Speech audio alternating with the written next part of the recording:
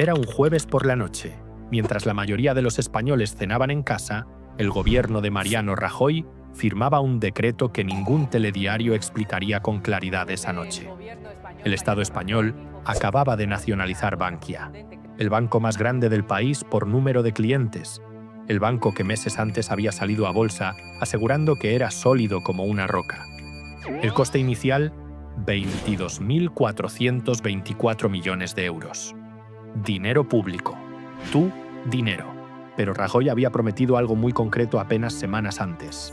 El rescate bancario no le costará ni un euro a los contribuyentes españoles. Es un crédito a la banca que va a pagar la propia banca. Esto no cuesta a los contribuyentes españoles.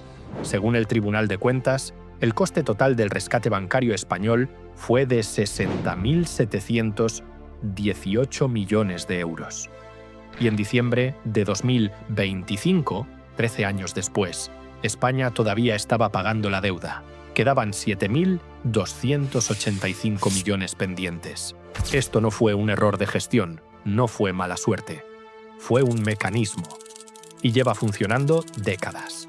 En distintos países, con distintos nombres y siempre con el mismo resultado. Este es el mecanismo que convierte la quiebra privada de los bancos en tu deuda pública.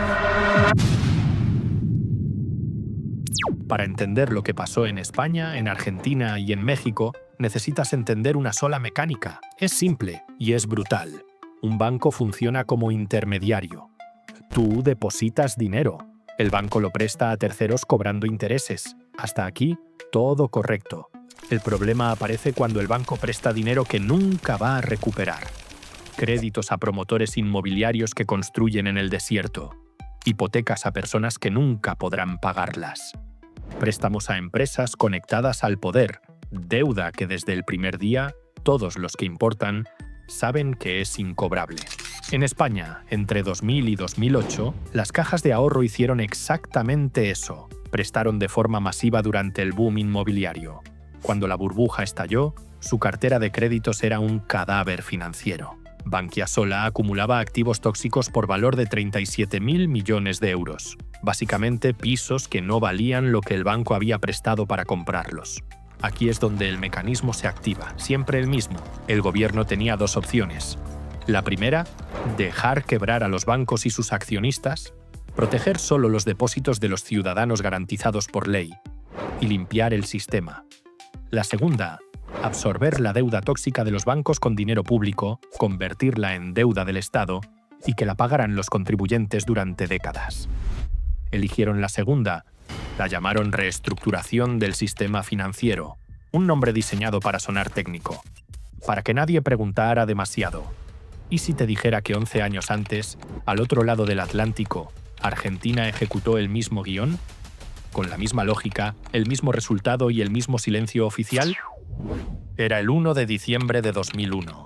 Buenos Aires, 6 de la mañana, miles de argentinos fueron a sus bancos y encontraron los cajeros bloqueados, las ventanillas cerradas, un mensaje que nadie esperaba. El gobierno de Fernando de la Rúa había publicado de noche el decreto 1570 de 2001. Los depósitos de 3 millones de familias quedaban congelados. Límite de retirada, $250 por semana. Sin previo aviso, sin debate parlamentario, de noche. A esa medida la llamaron, con ironía brutal, el corralito. Y 6 años antes que Argentina, México había ejecutado el mismo mecanismo. Entre 1995 y 1998, el gobierno de Ernesto Zedillo compró la cartera de créditos incobrables de 12 bancos quebrados con dinero público. Lo llamaron FOBAPROA, Fondo Bancario de Protección al Ahorro. El coste inicial, $65.000 millones. Hoy, con intereses acumulados, supera los 3,1 billones de pesos mexicanos. Una deuda que México todavía está pagando. 3 países. 3 décadas, 3 nombres distintos, un solo mecanismo. La versión oficial fue siempre la misma en los 3 países. Escúchala bien porque la volverás a oír. No tuvimos otra opción. Era esto o el colapso total. Lo hicimos para proteger a los ciudadanos. Es una mentira elegante. Vamos a desmontarla con datos. Mito número 1. El rescate protegió a los ciudadanos. Falso. Los depósitos de los ciudadanos ya estaban protegidos por ley, en España hasta 100.000 euros por el Fondo de Garantía de Depósitos, regulado desde 1977. No necesitabas rescatar a los accionistas para proteger al depositante. Lo que el rescate protegió fue el capital de los inversores y la deuda de las propias entidades. En Bankia, 22.424 millones de dinero público para salvar a accionistas que habían comprado acciones en una salida a bolsa fraudulenta.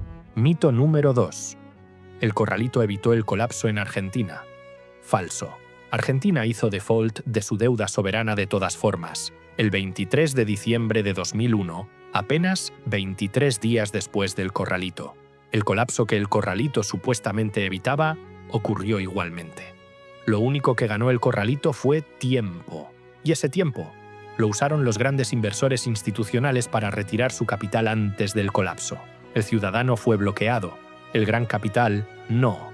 En esos 23 días, 39 personas murieron en las protestas, incluidos menores de edad. Mito número 3. Esto solo pasa en países con instituciones débiles. Falso. En 2008, el gobierno de los Estados Unidos aprobó el programa TIERP, $700.000 millones para rescatar a los bancos de Wall Street. Mismo mecanismo, distinto acento. Y en ninguno de los tres países, España, Argentina, México, fue a prisión un solo ejecutivo bancario por haber llevado sus entidades a la quiebra. El mecanismo no tiene bandera, solo tiene beneficiarios. Entonces, ¿qué puede hacer el ciudadano que entiende esto? La respuesta no está en confiar más en los bancos. Está en entender algo que las élites saben desde siempre y raramente enseñan. El dinero depositado en un banco no es tu activo. Es el pasivo de una institución que puede quebrar, y cuando quiebra, el Estado decide quién paga. Históricamente, siempre pagas tú.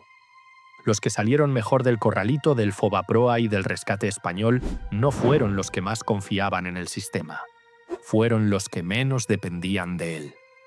Mariano Rajoy prometió que no costaría ni un euro. Fernando de la Rúa huyó en helicóptero de la Casa Rosada. Ernesto Zedillo dejó una deuda que México sigue pagando 30 años después. Distintos nombres, distintos países, distintas décadas, el mismo mecanismo. Lo verdaderamente inquietante no es que ocurriera, es que nadie fue a prisión. Es que volvió a ocurrir. Y volverá a ocurrir. Porque mientras el ciudadano confíe en que el sistema lo protege, el sistema no tiene ningún incentivo para cambiar. La pregunta que nadie en el poder quiere que te hagas es esta. Si el mecanismo funcionó exactamente como fue diseñado, ¿para quién lo diseñaron? El mecanismo sigue girando. La única diferencia es si lo entiendes o no. Suscríbete para el próximo expediente.